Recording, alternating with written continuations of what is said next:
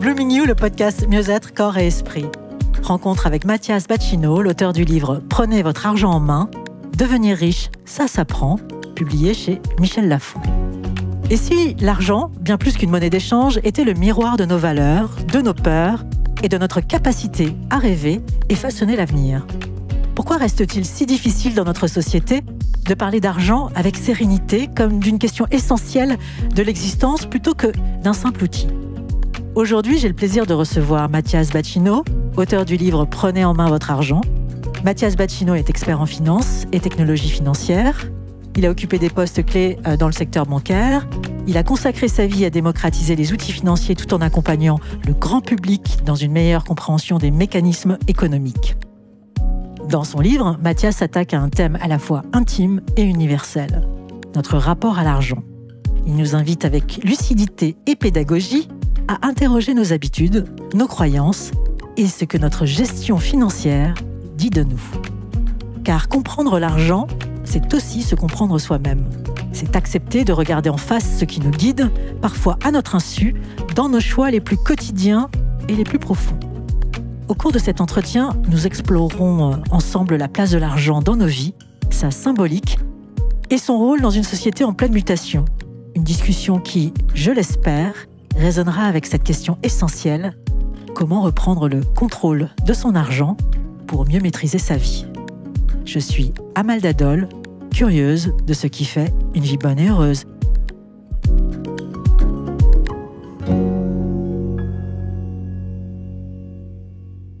Mathias Bacchino, bonjour.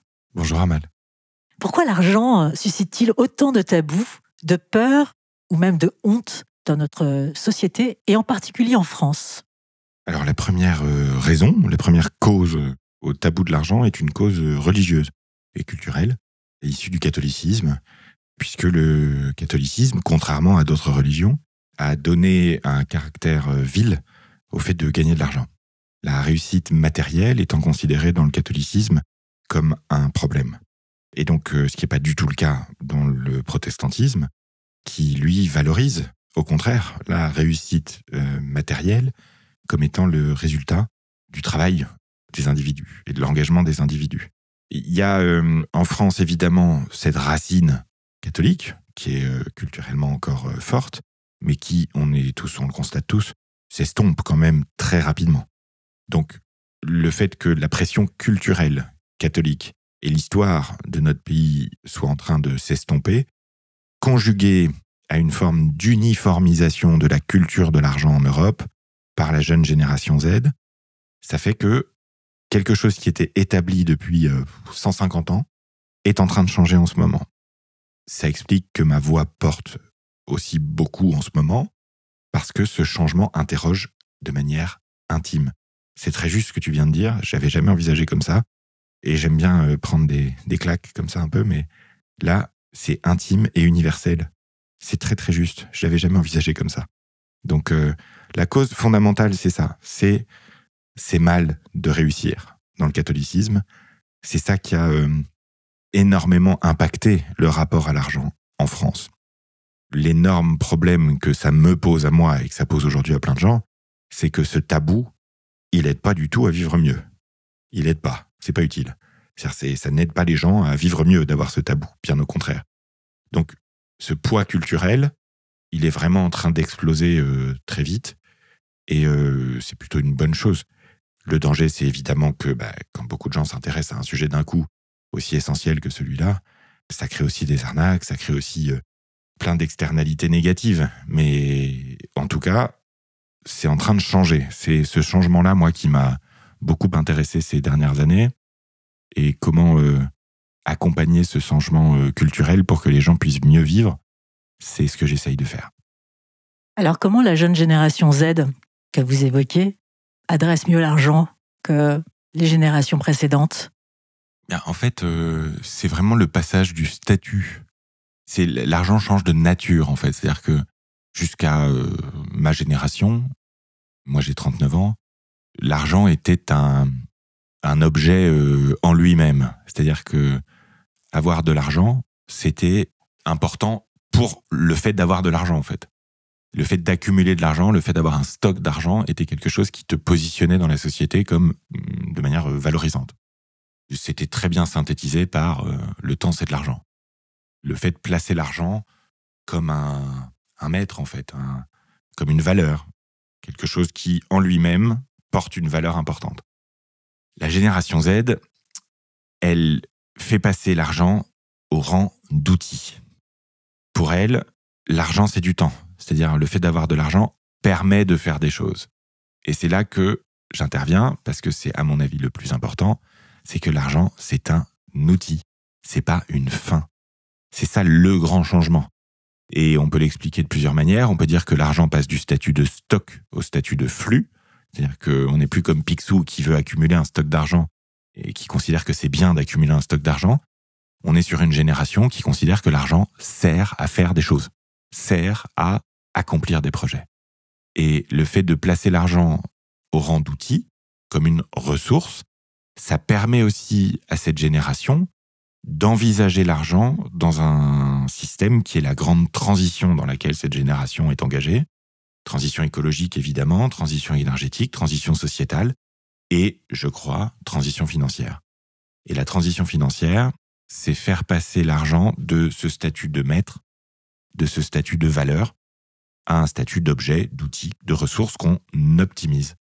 Et ça me permet, à mon avis, de résoudre le problème culturel posé par la vision catholique de l'argent, puisque on ne se demande plus si avoir de l'argent c'est bien ou mal, on se demande comment on peut utiliser l'argent au mieux.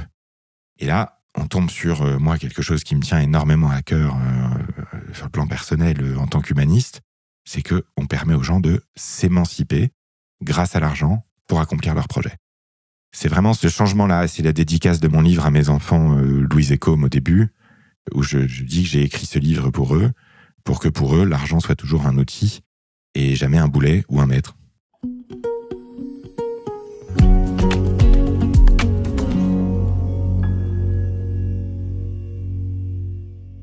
Dans votre livre, vous évoquez un moment marquant de votre adolescence lorsque vous avez été confronté aux huissiers à cause des difficultés financières de votre famille. Comment cet événement a-t-il façonné votre rapport à l'argent ? Et à quel moment avez-vous décidé que ce sujet devait devenir central dans votre vie professionnelle et personnelle ? Je ne l'ai pas décidé. Ça s'est fait comme ça. C'est pas quelque chose que j'ai vraiment décidé. Mais en fait, c'est simple, c'est que j'ai jamais manqué de rien. J'ai eu des fins de mois difficiles, mais j'ai jamais manqué de rien. Je veux dire, c'est pas le sujet. Le sujet, c'est que comme des millions de foyers français, il y a eu un moment où ma mère a pas su, après le divorce, être en contrôle de la situation, pour plein de raisons. Et elle est tombée entre les pattes de banquiers dont les intentions ne sont pas forcément toujours les meilleures, et qui lui ont fourgué des crédits à la consommation extrêmement difficiles à rembourser, avec des taux de 10-15%. C'est ce qui est énorme, c'est une catastrophe pour ton argent. Et ça a créé un cercle vicieux, et à un moment donné, il y a eu un problème de remboursement, et des huissiers qui sont venus se servir. Et ça arrive à plein de gens tous les jours. C'est quelque chose qui est traumatisant, parce que c'est une dépossession, quoi. On se sent vraiment... moi, je me rappelle d'avoir ce sentiment d'impuissance, quoi, énorme, quoi, de vraiment subir, quoi, ce moment-là. Et je me dis, en fait, le mieux, c'est de devenir banquier, parce que si on devient banquier, on est protégé contre ces aléas-là de la vie.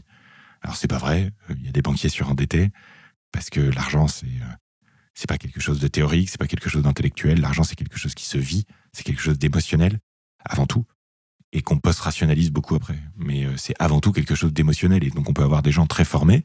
Moi, j'ai vu des gens en salle des marchés, des grands professionnels de la finance, etc., être complètement incapables de tenir un budget, alors qu'ils géraient à côté de ça des centaines de millions d'euros pour le boulot, quoi. Et complètement infoutus de tenir leur propre budget. Donc, l'argent, ça m'est tombé dessus. Et ça m'est tombé dessus parce que c'est quelque chose qui a marqué ma vie à bien des égards. Et quand j'ai voulu ensuite devenir banquier, j'ai réalisé qu'en fait, il y avait un espèce de mythe autour de la complexité de l'argent. Et ça, j'ai mis 10 ans à m'en rendre compte. Et depuis quelques années, j'essaye de faire tomber ce mythe du fait que l'argent, c'est complexe. Et j'essaye de rendre accessible aux classes moyennes et aux classes populaires à ceux qui sont éloignés de l'argent, le fait que eux aussi ont le droit, eux aussi sont légitimes, eux aussi sont capables, parfaitement, d'optimiser leur argent, en fait, tout simplement. Qu'on en ait beaucoup ou pas beaucoup, se sentir à l'aise avec son argent, c'est une première chose. Ensuite, se sentir capable de l'optimiser, c'est une deuxième chose. Et donc, c'est ce que j'essaye d'apporter. D'abord, on casse le tabou, on en parle, parce qu'il y a plein de gens qui sont malheureux du fait qu'on n'en parle pas. Et ensuite, on apprend simplement les règles de base qui fonctionnent, en fait, avec l'argent. L'argent, c'est pas compliqué. Ce qui est compliqué, c'est d'avoir un gros patrimoine, c'est d'essayer de faire de l'optimisation fiscale, c'est d'avoir beaucoup d'argent à gérer, de devoir diversifier dans plein de placements différents, etc. Ça, c'est très compliqué. Mais pour l'immense majorité des gens, l'argent, c'est avant tout un budget mensuel, une épargne de long terme, une épargne de protection, et voilà. Et ça, c'est plus simple que ce qu'on pense. En revanche, à l'heure actuelle, c'est très mal géré. C'est ce que mon parcours, moi, m'a permis de comprendre. Mais c'est un parcours complexe par rapport à l'argent. C'est-à-dire, il y a les enjeux personnels, il y a les difficultés que j'ai eues moi, parce que moi aussi, j'étais pas hyper fort pour gérer mon argent au début. Il y a mon travail, tout ce que j'ai vu en salle des marchés, dans des banques, aujourd'hui dans une start-up. Et il y a aussi un aspect de ma vie qui est plus discret, mais qui a été très important pour moi, qui est toute la vie que j'ai eue pendant 15 ans dans des clubs de réflexion, dans des think tanks, qui est pas sur LinkedIn, sur Internet, et où j'ai fait produire en 10 ans à peu près 1500 notes d'analyse. Donc j'ai une bonne vision des politiques publiques en France, en Europe, de pourquoi le système fonctionne bien ou mal. Et donc j'arrive à avoir cette vision de le système global, comment il fonctionne, et à l'échelle individuelle, qu'est-ce que ça a comme impact. Et comment les gens se sentent, puisque moi aussi, je me suis senti mal vis-à-vis de l'argent pendant longtemps. Et de tout ça, j'ai sorti un constat, qui est que l'argent des classes moyennes et des classes populaires est très mal employé en France, qu'on peut plus le permettre, parce que le monde a changé, et que si on veut pas s'appauvrir massivement à partir de 2045, il va falloir qu'on change nos comportements. Et là, ce qui m'a le plus frappé, c'est le parallèle, en fait, avec la transition écologique. Et c'est ce que je déploie dans mon livre, c'est-à-dire comment les gens peuvent facilement, même s'ils se sentent très éloignés de l'argent, même si le jargon leur fait peur, même si les pourcentages les terrifient, comment les gens peuvent optimiser leur argent, faire leur transition financière, prendre le contrôle. C'est même pas reprendre le contrôle, parce que la vérité, c'est que l'immense majorité des gens l'ont jamais eu. Donc c'est comment on prend le contrôle sur une ressource qui est de plus en plus rare, qu'il va falloir protéger, qu'il va falloir optimiser, exactement comme on l'a fait avec l'eau. On a réparé les canalisations dans les villes. On a optimisé l'isolation thermique des bâtiments. On a changé les voitures thermiques en voitures électriques. Eh ben, il faut faire exactement la même chose avec notre argent. Il faut arrêter de le laisser dormir et mourir sur des comptes qui rapportent rien. Il faut arrêter de le gaspiller en frais indus. Il faut arrêter de ne pas l'investir, de ne pas le faire travailler. Et il faut créer un système financier beaucoup plus circulaire pour les particuliers. Idéologiquement, tout ça prend sa racine dans la vision qu'avait le général de Gaulle du capitalisme français. Il voulait créer une société de la participation. Je crois que c'est très juste, c'est très français. C'est une manière de dire, le capitalisme, ça fonctionne, ça sort les gens de la pauvreté, mais ça répartit mal les richesses. Donc si nous, Français, passionnés par l'égalité, on est capable d'ajouter une dimension de meilleure répartition des richesses créées par le capitalisme, on aura une synthèse entre l'histoire française et le capitalisme. Et c'est ce que j'essaye d'apporter. Comment, à sa petite échelle, effectivement, on peut révolutionner son rapport à l'argent, en tout cas la manière dont on traite l'argent? La toute première étape, c'est une étape très intime, très personnelle, c'est d'accepter le changement à venir. C'est-à-dire, il faut d'abord accepter que certaines croyances qu'on a dans la société sur l'argent sont en fait fausses. Elles sont fausses parce qu'elles sont issues d'une grande opération de guerre psychologique menée par les banques et les assureurs depuis 50 ans, avec un marketing qui fait penser aux gens qu'ils ne sont pas capables de le faire par eux-mêmes, qui fait penser aux gens que c'est compliqué, qui a fait penser aux gens qu'investir et spéculer, c'était la même chose, ce qui n'est pas vrai, faisant croire aux gens qu'investir, c'était spéculer, donc c'était difficile, donc ça nécessitait un professionnel. Sauf que 95% des professionnels qui gèrent votre argent, ils font moins bien que le S&P 500 ou le CAC 40. C'est-à-dire que vous payez 2% de frais par an, ce qui est monstrueux, pour un service dans vos assurances vie, où 95% de ceux qui gèrent votre argent le font mal. Et ça, personne n'en parle. Pour la première fois, la semaine dernière, il y avait un article dans le Canard enchaîné. Peut-être que ces faits-là vont apparaître de plus en plus visibles pour les gens. Donc la première chose à faire, c'est d'accepter que ce qu'on croit être vrai sur l'argent ne l'est pas. C'est d'accepter ce changement-là. Un autre exemple concerne les femmes à qui on a posé des questions d'économie. Et on a posé les mêmes questions aux hommes, à des centaines de milliers de gens partout en Europe. On leur a demandé, avant de leur poser les questions, s'ils pensaient qu'ils allaient bien répondre. Les hommes ont évidemment dit qu'ils allaient bien répondre. Les femmes ont malheureusement dit qu'elles n'allaient pas bien répondre. Évidemment, les femmes ont mieux répondu que les hommes. Donc, cette pensée limitante féminine de « je ne suis pas capable d'investir », accepter que ça doit changer, c'est le premier pas, parce qu'en fait, tout ça est très intime. Et donc, il faut d'abord accepter qu'un changement est nécessaire et possible. Une fois qu'on a fait ce premier pas-là, personnel, psychologique, la deuxième chose, c'est avec qui j'en parle. Parce qu'en fait, le problème, c'est d'en parler. C'est vraiment ce que j'essaye de casser le plus. C'est l'omerta, quoi. Le tabou. Les gens n'en parlent pas. Moi, ma mère, elle s'est retrouvée dans la merde parce qu'elle n'en parlait à personne. Elle n'osait pas, elle se sentait coupable. Alors que c'était pas de sa faute. Et donc, un premier message qu'on peut faire passer aux gens, c'est si vous ne comprenez pas ce que vous propose votre banquier ou votre assureur, c'est pas de votre faute. C'est de sa faute à lui. Il a mal expliqué. C'est pas normal de pas comprendre. La vérité, c'est que le jargon est un mécanisme de protection de l'industrie financière, bien connu, pour mettre les gens dans un sentiment d'infériorité. C'est pas un complot. Je suis pas paranoïaque, je suis pas complotiste. C'est une réalité à laquelle on est tous confrontés. Les banquiers, pas mal de professions techniques, mais c'est vrai aussi pour les banquiers, utilisent du jargon pour se protéger. Pourtant, votre maman était médecin, donc éduquée, comment effectivement à ce niveau-là de la couche sociale, on arrive à se faire, entre guillemets, avoir par Parce par que le c'est jargon. émotionnel, c'est pas intellectuel. Tout le monde pense que l'éducation financière, c'est comme une matière à l'école. Tout le monde pense que l'éducation financière, une fois qu'on a fait 20 heures de cours, c'est bon. C'est pas ça, l'éducation financière. L'éducation à l'argent, c'est une éducation émotionnelle, comportementale.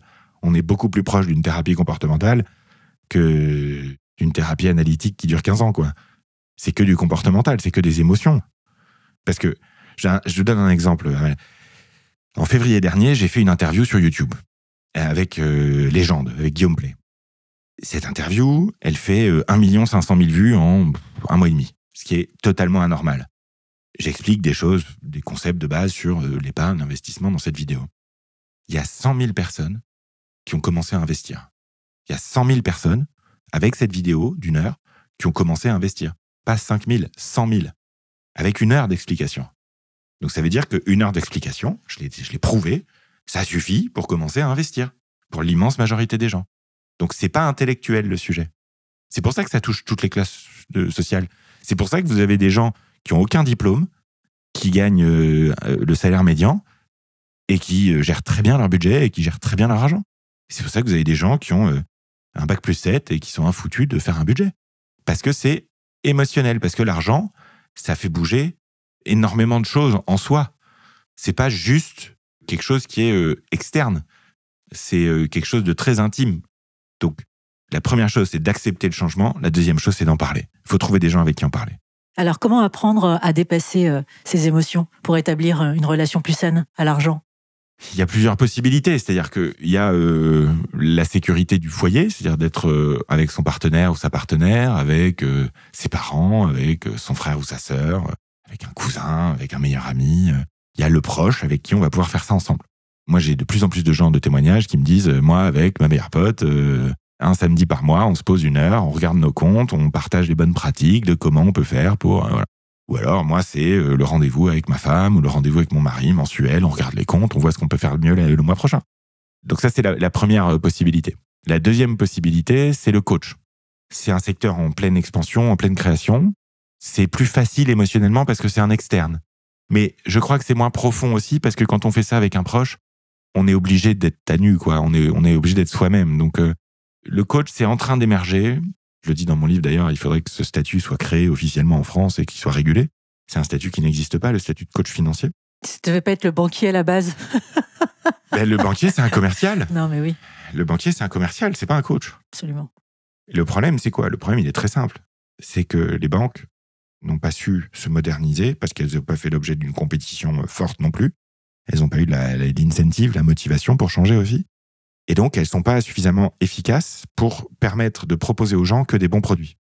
Donc, elles proposent aussi des produits de merde. qui rapportent plus à la banque. Avant, ça posait pas de problème, parce qu'avant, on était dans les 30 glorieuses, on était riches, le pouvoir d'achat augmentait, c'était pas grave si les banques se servaient au passage. Le monde a changé aujourd'hui. La France est très endettée, la population vieillit, c'est une très bonne nouvelle à l'échelle individuelle, c'est une catastrophe pour nos solidarités collectives. Donc, le monde change. Et le monde change tellement que la manière dont les gens gèrent leur argent doit changer. Parce que sinon, à partir de 2045, c'est 30% de perte de pouvoir d'achat pour les retraités. Et ça commence par les vieux.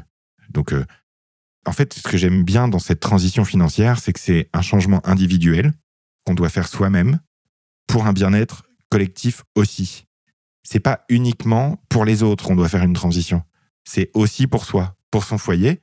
Et il se trouve que si chacun fait la transition financière, collectivement, la France sera plus forte. Collectivement, les Français seront plus solides, sont plus riches, plus capables de mener à bien des projets. Parce que devenir riche, c'est l'élément le plus choquant du titre de mon livre, c'est d'avoir utilisé ce mot-là. C'est pas avoir un SUV, une Rolex et une maison secondaire. Ça, c'est dans les années 80. Le monde a changé. Pour les gens, devenir riche, c'est pouvoir mener des projets à bien, qui ont de l'impact. C'est pouvoir aider ses proches, c'est pouvoir être généreux. Le truc magnifique quand on devient riche, c'est qu'on peut devenir généreux. Ça, la génération Z l'a bien compris pour le coup. Donc, faire ça avec un proche, ça marche très bien. Faire ça avec un coach, ça peut marcher, il faut tomber sur le bon coach. La troisième solution qui est en train d'exploser, c'est le forum des réseaux sociaux. Je peux en mentionner un en particulier, c'est Reddit. Sur Reddit, il y a un forum qui s'appelle Vos Finances. Quand j'ai commencé Trade Republic il y a 4 ans, il y avait 40 000 personnes dessus. On était sur du geek, de l'épargne. Là, il y a 380 000 personnes dessus. Il y a tout le monde. C'est en train d'exploser. C'est quoi Trade Republic ? Alors, Trade Republic, c'est la boîte dont je suis actionnaire et dont je dirige l'expansion en Europe. C'est une entreprise allemande. C'est une banque qui a 6 ans, qui est très jeune, mais qui gère déjà des dizaines de milliards d'euros pour des millions de gens partout en Europe. Et c'est, à mon avis, une banque qui te permet de faire grossir ton argent. C'est une banque qui te permet d'épargner, d'investir facilement sans payer de frais. C'est une banque qui t'encourage à moins dépenser. C'est une banque qui t'encourage à constamment optimiser ton argent. C'est-à-dire qu'on est la seule banque d'Europe à donner le taux de la Banque Centrale Européenne sur les comptes courants, ce qui devrait être le cas de tout le monde, puisque toutes les banques facturent les taux d'intérêt de la Banque Centrale Européenne sur les crédits immobiliers, mais elles ne donnent pas les intérêts. Ça, c'est 31 milliards d'euros cette année en France, d'argent que les banques se gardent, alors que c'est de l'argent qui est fait sur votre argent. Donc, voilà, Trade Republic, c'est un phénomène générationnel. 80% de nos clients ont moins de 35 ans. Il y en a 1 sur 2 qui n'avait jamais investi avant. Il y a 40% de femmes. C'est la première plateforme où on peut investir automatiquement tous les mois des petites sommes de manière très diversifiée et sans payer de frais. Donc, c'est un système qui devrait être, qui est très développé aux États-Unis, qu'on appelle l'investissement programmé. C'est des produits financiers qui sont bons pour les gens, qu'on appelle les ETF. Vous en parlez des ETF dans votre livre, hein. C'est quoi un ETF ? Un ETF, c'est un outil de redistribution de la richesse qui est formidable, qui marche, qui est très efficace et qui est peu connu parce que les banques gagnent pas d'argent avec. Parce qu'il y a 10 fois moins de frais, littéralement, que dans les fonds classiques qu'on vous vend. Donc, comme s'il y a peu de frais, personne ne vous en a jamais parlé. Parce que personne ne croyait que c'était possible de gagner sa vie en tant qu'institution financière avec ça, jusqu'à ce qu'on arrive. Donc, un ETF, c'est tout simplement un panier de centaines d'actions. Tout simplement. Le problème des actions, c'est que c'est difficile de savoir laquelle choisir. Ça, c'est difficile. Moi, je sais toujours pas. Ça fait 17 ans que j'y suis. Ce qui est pas difficile, par contre, c'est de savoir que c'est les actions du monde entier qui ont apporté le plus de croissance ces 150 dernières années. C'est-à-dire que le meilleur investissement qu'on puisse faire depuis 150 ans, c'est les actions du monde entier. Tout ensemble. Avant, c'était pas possible. Pour les acheter tout ensemble, il y a 55 000 actions dans le monde. C'était très difficile, techniquement. Aujourd'hui, il y a des ETF qui sont des paniers d'actions où vous avez des centaines d'actions, soit par secteur d'activité, soit par pays, et où il y a très peu de frais, 0,2% par an, donc 10 fois moins de frais qu'un fonds classique. Et le plus connu d'entre eux, c'est le MSCI World, qui est un indice avec 2000 actions du monde entier, les 2000 plus grosses. Et ça, c'est bon pour vous, parce que, en fait, on contribue tous à la croissance économique par le simple fait qu'on existe. On consomme, on paye des impôts, on travaille, on contribue à la croissance économique, toutes et tous. Mais il n'y a que les actionnaires qui touchent les fruits de la croissance économique. Un ETF, ça permet à tout le monde de devenir actionnaire en prenant le moins de risques possible, puisque c'est très diversifié. Et que la clé de l'investissement, c'est la diversification. Et donc, voilà, c'est pour ça qu'il y a autant de succès. Il y a probablement au moins 1 million de Français qui se sont mis à investir en ETF ces 3 dernières années.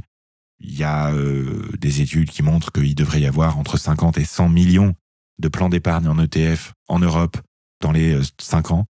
Donc c'est un mot qui est totalement inconnu et qui est le symbole de la transition financière, ETF. Je suis convaincu que dans 2 ans, 3 ans, la majorité des Français sauront ce qu'est un ETF. Rapport au livret A, par exemple. Vous en parlez aussi dans votre livre. Le livret A, c'est bien pour... du truc, non? Ouais, le livret A, c'est bien pour l'épargne de précaution Ouais. quand ça rapporte plus que l'inflation. Le problème, c'est quand le livret A rapporte moins que l'inflation. Parce que là, vous perdez de l'argent physiquement, littéralement. Donc le livret A, c'est une catastrophe culturelle, le livret A, parce qu'en apportant un taux garanti à tout le monde, ça existe qu'en France, le livret A. Dans tous les autres pays d'Europe, quand on regarde le livret A, ils ont l'impression que c'est un truc de communiste, quoi. C'est vraiment très spécifique à la France. Il n'y a qu'en France que l'État garantit l'épargne. Enfin, et c'est incroyable, bref. Donc c'est bien parce que ça permet aux gens d'avoir une épargne de sécurité. C'est bien aussi parce que ça finance le logement social. Donc tout ça est très bien. Le gros problème, c'est que ça a empêché l'émergence d'une culture de l'épargne. Parce que du coup, les gens, ils se sont pas dit comment je fais pour épargner. Tout le monde se dit, j'ai mon livret A. Donc personne se dit, comment je peux faire mieux que ça. Et donc le problème du livret A, c'est que y a des années où ça rapporte moins que l'inflation. Et là, c'est des dizaines de milliards d'euros d'argent qui s'évaporent, quoi. De la poche des classes moyennes et des classes populaires. C'est toujours pareil. Donc c'est un problème. Le livret A, c'est très bien pour l'épargne de précaution, mais c'est un gros problème.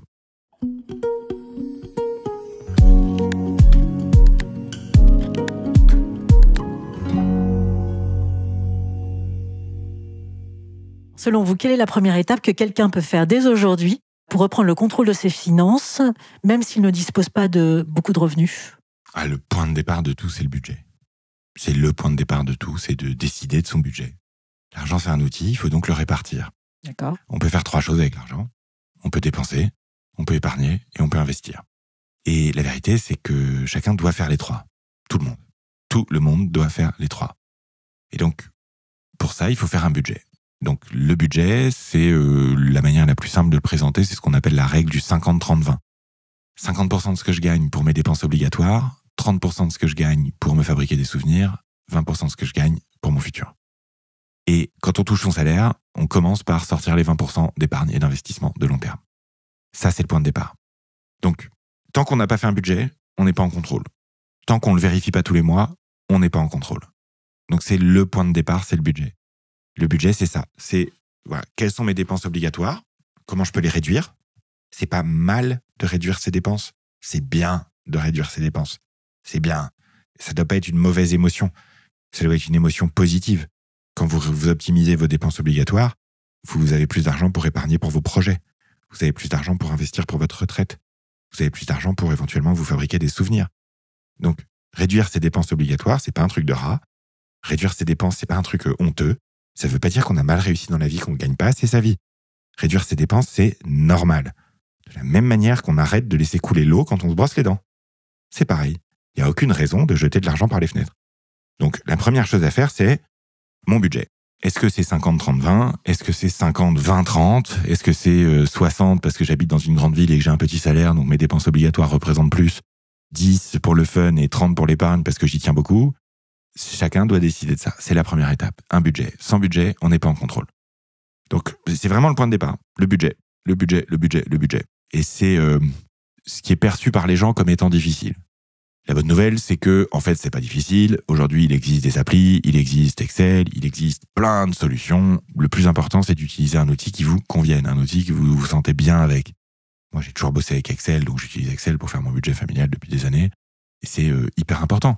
Ça, parce que le budget, ça permet plein de choses. Ça permet de se donner de l'espoir, ça permet de regarder l'argent en face aussi, ça permet de vérifier, de se rendre compte. Moi, je me suis rendu compte, par exemple, qu'il y a des mois où c'était des dizaines d'euros qui partaient dans Candy Crush à coût de 2 euros, quoi. C'est pas bon. Ça m'apportait rien, en fait. Combien d'entre nous, on s'est aperçu que le forfait téléphonique, il y avait le même pour 20% moins cher juste à côté, en fait. Combien d'entre nous, on s'est aperçu que en mettant un panneau solaire, ça réduit de 30% la facture d'électricité. Il y a plein de manières, sympas en plus, utiles, de réduire ses dépenses. Mais d'abord, il faut s'en occuper. Pour ça, il faut faire un budget.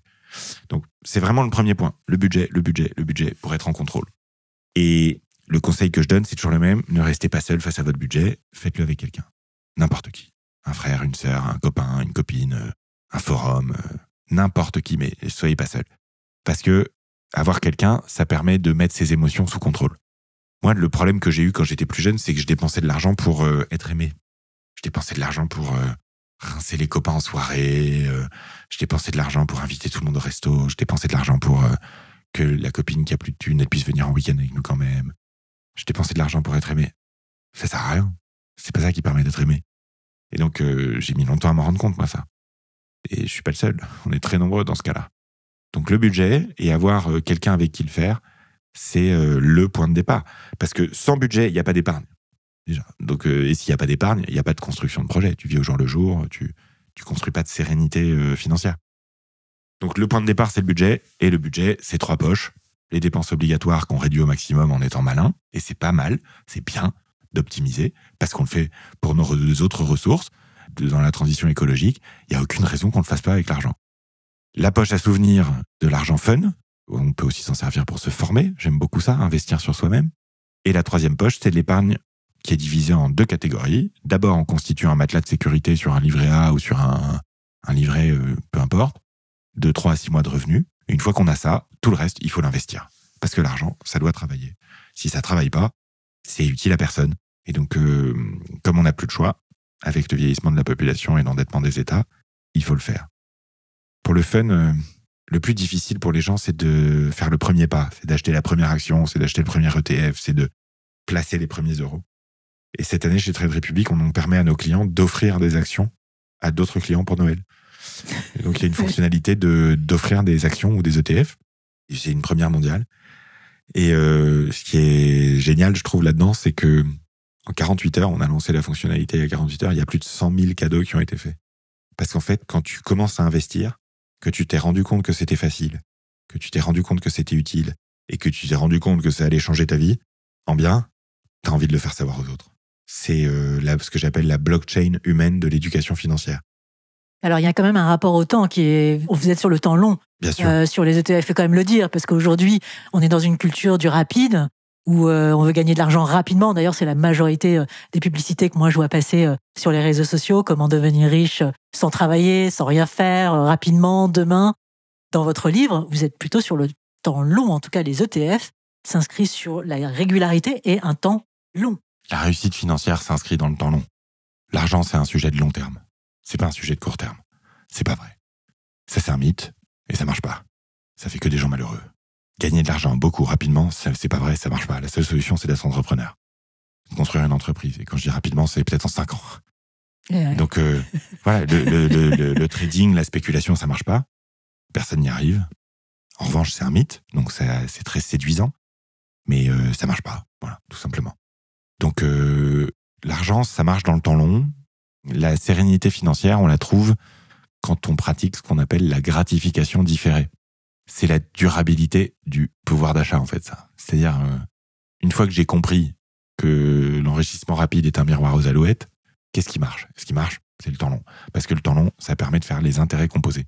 Les intérêts composés, c'est le fait que tu investis, ça te rapporte des intérêts, tu réinvestis ces intérêts, donc l'année d'après, tu gagnes plus, parce que la base de départ est plus grosse. C'est la boule de neige qui descend la montagne, qui à la fin en bas de la montagne est beaucoup, beaucoup plus grosse qu'au début. Donc, la bonne nouvelle, c'est que le Covid, la crise des retraites, nous ont fait sortir de l'accélération du temps dans laquelle on était. Et que le temps long, la durabilité, dans tous les sens du terme, là, il y a une dimension holistique, quelque part, très importante, c'est que la durabilité est devenue une bonne valeur. Le temps long est devenu une bonne valeur. Et ça, c'est bien, parce que ça marche. Donc, tant que les gens perçoivent positivement le fait que le long terme, c'est bien, la durabilité, c'est bien, eh bien, ils peuvent pratiquer la gratification différée. Et la gratification différée, c'est essentiel, c'est qu'est-ce que je fais comme effort aujourd'hui qui peut m'apporter un bien dans longtemps et me satisfaire de ça. C'est très difficile. C'est pour ça, nous, qu'on aime beaucoup la mécanique des plans d'épargne, c'est-à-dire d'investir tous les mois, parce que ça permet de s'habituer à voir son patrimoine monter petit à petit et à trouver ça satisfaisant. Un autre phénomène qui est dont les gens ne parleront jamais, mais que j'observe moi, c'est qu'il y a beaucoup de gens qui font de l'investissement actif, spéculatif, qui essayent de faire des coups en bourse, qui au bout d'un moment se rabattent en fait sur l'investissement mensuel, automatique, dans des ETF, qui est très chiant, mais très efficace. Et donc, c'est une éloge de la passivité, du temps long, ouais. C'est pas les valeurs mises en avant par la société de consommation. Mais c'est en train de devenir néanmoins des valeurs majoritaires dans la population parce que le bon sens populaire fait que les gens ils comprennent que ça marche. Quand ils comprennent qu'un truc marche, ils trouvent ça bien, même si c'est le temps long. Donc les publicités sur les réseaux sociaux pour devenir riche rapidement, ce sont des arnaques. Ce n'est pas vrai. Et l'éducation financière permet aux gens de s'en rendre compte petit à petit. La capacité à détecter les arnaques, c'est un enjeu de survie pour les gens aujourd'hui. Et donc l'éducation financière, c'est savoir optimiser son argent, mais aussi savoir résister aux arnaques.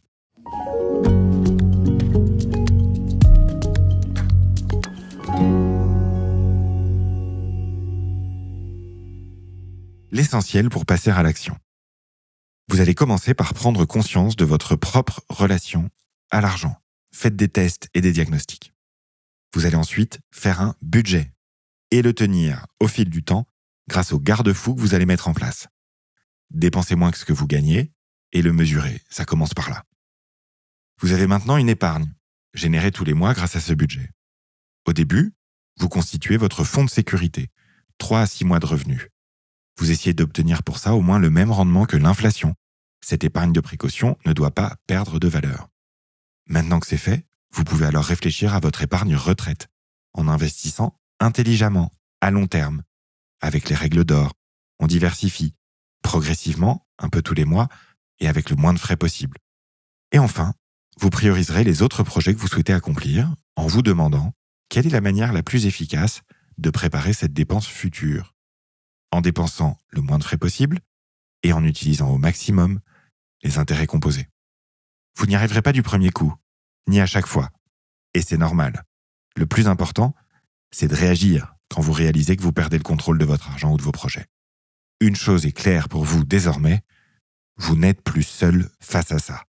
La communauté des Françaises et des Français qui prennent leur argent en main grossit au moins aussi vite que les vues sur mes vidéos.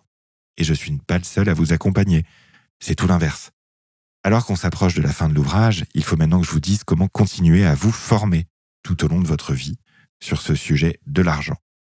Car la formation va non seulement vous faire progresser techniquement, mais aussi et surtout agir comme une piqûre de rappel régulière, alors que votre cupidité, votre peur des calculs, vos dépenses incontrôlées, votre banquier insistant ou vos envies de crédit conso reprendront le dessus.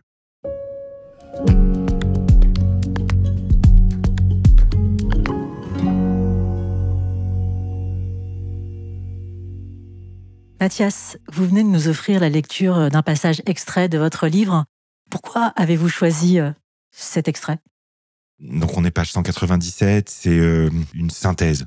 C'est une synthèse qui montre que prendre son argent en main, en quelques étapes, c'est possible. Je veux juste montrer aux gens que c'est possible. Je veux leur montrer qu'ils ne sont pas seuls face à ça. Je veux les encourager à en parler. Pour en parler, il faut croire que c'est possible. Il faut avoir de l'espoir.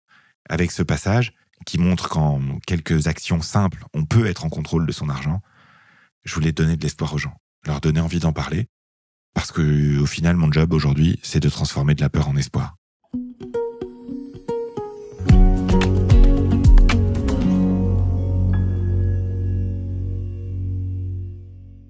Alors, écrire sur des échecs financiers, puisque vous en partagez quelques-uns dans votre livre, demande une certaine humilité.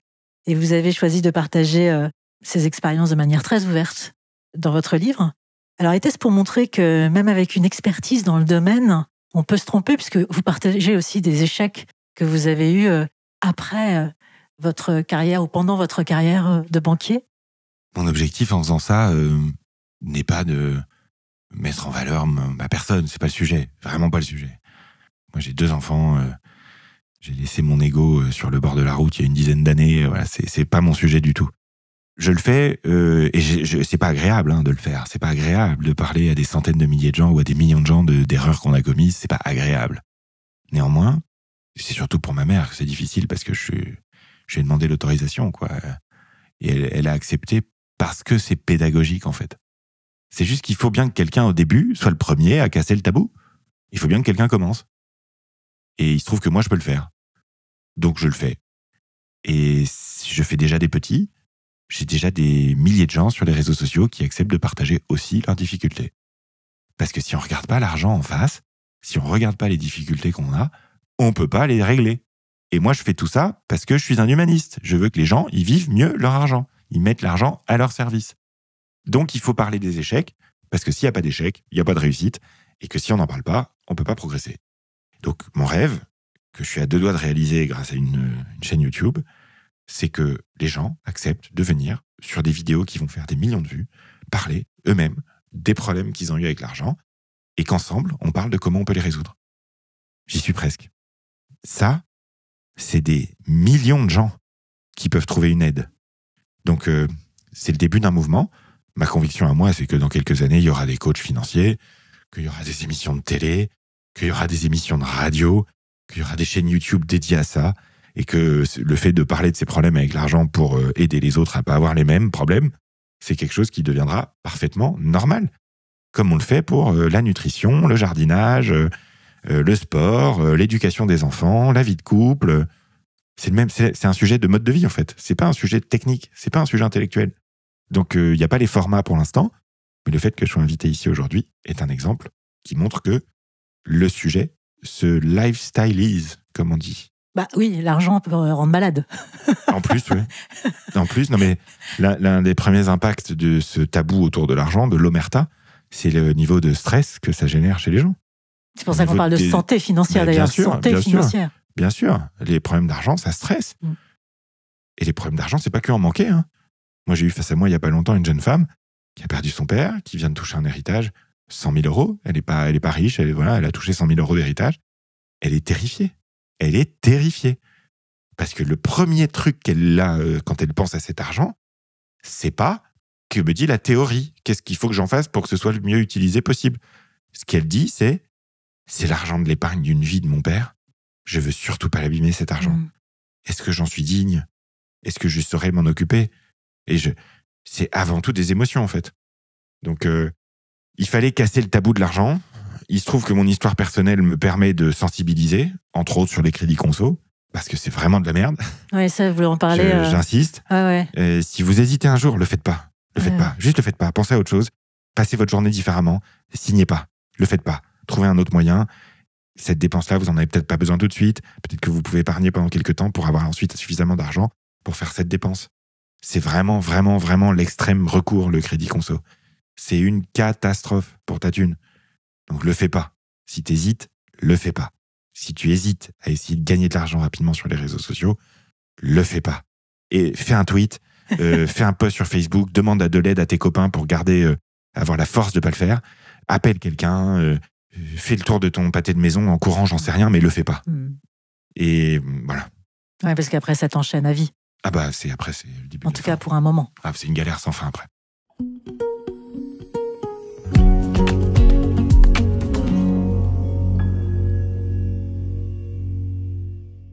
Quel regard portez-vous sur la crypto-monnaie et sa philosophie? Je ne peux pas faire l'économie de cette question, c'est quand même Bien sûr, ouais. Un sujet de société aujourd'hui. Donc, il y a plusieurs choses. La première chose, c'est que ça a été extrêmement utile, que ce soit bien ou mal, ça a été utile. Pourquoi? Parce que ça a fait comprendre à toute une génération qu'il était possible de mettre de l'argent quelque part et d'en recevoir plus après. Ce qui est la mécanique d'investissement. Plus ou pas. Ou pas. Parce que c'est hyper volatile. Mais c'est possible. En tout cas, le Bitcoin a fait quelque chose de... Mais... C'est possible, en tout cas. Voilà. Donc la première chose, c'est que ça a permis d'éveiller les consciences. En ça, c'est bien. Ce que j'adore, moi, c'est que c'est aller chercher les classes moyennes et les classes populaires aussi. Alors que l'industrie financière normale, traditionnelle, elle ne leur parle pas du tout. Donc en ça m'intéresse. Ensuite, il y a, là, c'est le banquier qui parle, il y a la technologie blockchain qui est derrière, qui est exceptionnelle, qui est d'un point de vue technologique, sans doute, l'avenir du secteur financier. C'est plus efficace, c'est moins cher, c'est plus safe, c'est mieux que les fichiers Excel et les millions de gens dans les back-office dans le monde entier qui font tourner le système financier avec des trucs qui marchent pas.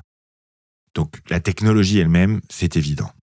Ensuite, est-ce qu'il faut que les gens soient totalement autonomes avec leur argent et dépendants d'aucun état, de personne? C'est une vision, moi, que je trouve très déprimante, très négative de l'avenir de l'humanité. Néanmoins, pourquoi pas? C'est juste une nouvelle manière, en fait, d'avoir un compte bancaire indépendant, quand on réfléchit au truc en profondeur. Ensuite, est-ce qu'il y a eu des abus parce que la crypto-monnaie est un secteur non régulé et que les gens ont fait n'importe quoi avec et que les voyous s'en sont saisis pour faire des pyramides de Ponzi et faire n'importe quoi avec, bien sûr. Est-ce qu'on connaît tous quelqu'un qui est devenu vraiment riche pour de vrai grâce à la crypto? Aussi. C'est ça le problème. Donc, il y a à boire et à manger, quoi. Il y a tout là-dedans. Il y a une chose qui est sûre, la technologie blockchain, elle est utile. Et moi, ma conviction, c'est que le système financier va basculer dessus. Est-ce que les gourous de la fin du monde, de l'explosion du système, des banques, de tout ça, ont raison? Non. Non. Ils font un business dessus, c'est tout. Voilà. Est-ce que toutes les monnaies vont disparaître pour qu'il n'y ait plus que le Bitcoin parce que c'est fabuleux, etc. Ça, c'est une religion. C'est pas des faits. Donc, moi, les religions, ça m'intéresse assez peu à titre personnel. Et la religion du Bitcoin m'intéresse pas. Ce qui m'intéresse, c'est qu'est-ce qu'on en fait avec les gens. Les gens, les cryptos, ça les a éveillés à l'investissement. Très massivement. Chez les jeunes, les classes moyennes, les classes populaires. Et ça, c'est bien. Est-ce qu'il y a que les cryptos dans la vie? Bien sûr que non. Est-ce que j'ai de la crypto? Oui, du Bitcoin et de l'Ethereum.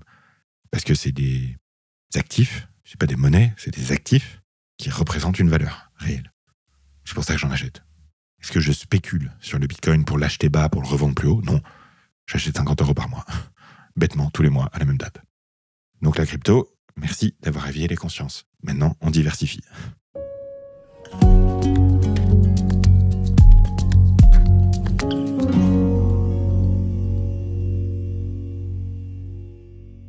Mathias Bacchino, en quoi croyez-vous? En l'homme. Qu'est-ce qui vous inspire ou vous émeut? Les gens qui se dépassent et qui sont heureux et fiers de ce qu'ils ont accompli. Ça peut être un sportif de haut niveau qui fait un exploit. Ça peut énormément m'émouvoir, ça. Ça peut être un candidat à The Voice qui délivre une performance exceptionnelle et qui rend sa famille fière. Et c'est le dépassement humain qui m'inspire le plus, moi. Qu'est-ce qui vous effraie? L'argent. Et le populisme aujourd'hui. L'éducation financière est une manière formidable de lutter contre le populisme de tous bords. Parce que l'immense majorité des populismes politiques sont construits sur des mensonges économiques et des fantasmes économiques. Absolument. Et donc l'éducation financière, normalement, quelqu'un d'éduqué financièrement, les extrêmes, il les entend plus. Parce qu'il se rend compte à quel point c'est débile ce qu'il a raconté, en fait. C'est débile. Ça n'a aucun lien avec la réalité, ça n'a aucun lien avec la vérité des choses. Donc l'éducation financière, ça permet de lutter contre le populisme. L'éducation financière, c'est aussi une manière pour moi d'occuper le terrain des réseaux sociaux qui sont terrifiants dans la menace qu'ils font porter sur la démocratie en Occident. Donc, voilà. Qu'est-ce qui vous fait du bien? La boxe, le rire de mes enfants et le vin rouge. Si vous aviez un mantra ou une phrase qui guide votre vie, quelle serait-elle et pourquoi? C'est possible. C'est ça mon mantra. Et après, j'ai un slogan personnel que j'utilise depuis 13 ans, que toutes mes équipes connaissent, que mes proches connaissent, qui est en avant. Et cet amour du mouvement chez moi. Eh bien, merci Mathias. Merci. Et si finalement l'argent n'était qu'un miroir tendu devant nous, révélant ce que nous sommes vraiment? Nos espoirs, nos peurs, nos contradictions, mais aussi notre capacité à apprendre, à changer et à construire. À travers cet entretien, Mathias Bacchino nous a invités à réfléchir, non seulement sur la gestion de nos finances, mais sur la manière dont nous choisissons de mener nos vies. Ce que nous faisons de notre argent, de notre temps et de nos ressources dit bien plus de nous que de simples chiffres ou bilans bancaires. Il s'agit d'apprendre à mieux nous connaître pour mieux agir, à dépasser les idées reçues pour avancer avec discernement et lucidité. Alors que vous soyez au début de ce chemin ou déjà engagé dans cette démarche, souvenez-vous, comprendre l'argent, c'est comprendre une part de soi. Et en maîtrisant cet outil, on se libère non seulement des contraintes matérielles, mais aussi des illusions qui nous enferment. Merci de nous avoir accompagnés dans cette exploration. Prenez le temps de cultiver votre esprit critique, de questionner ce qui semble évident et de construire une relation à l'argent qui vous élève. À très bientôt pour une nouvelle conversation éclairante et essentielle. Voilà, chers auditeurs, vous le savez, l'aventure ne s'arrête jamais ici sur Blooming You. Avant de partir, un petit rappel. Nous sommes un média indépendant et dans le monde d'aujourd'hui, ça veut dire quelque chose. Chaque souscription, chaque soutien, c'est ce qui nous permet de continuer à vous offrir du contenu authentique, libre et inspirant. Alors il y a plein de façons de nous soutenir, que ce soit en cliquant sur « Rejoindre » si vous êtes sur YouTube ou directement sur le site bloomingyu.fr. On ne va pas se mentir, le soutien financier est essentiel. Mais bien sûr, si vous ne pouvez pas souscrire, tout, ou plutôt presque tout, reste accessible comme toujours, gratuitement. Alors, êtes-vous prêt à rejoindre notre cercle privilégié ? Si oui, vous savez où cliquer. On vous attend.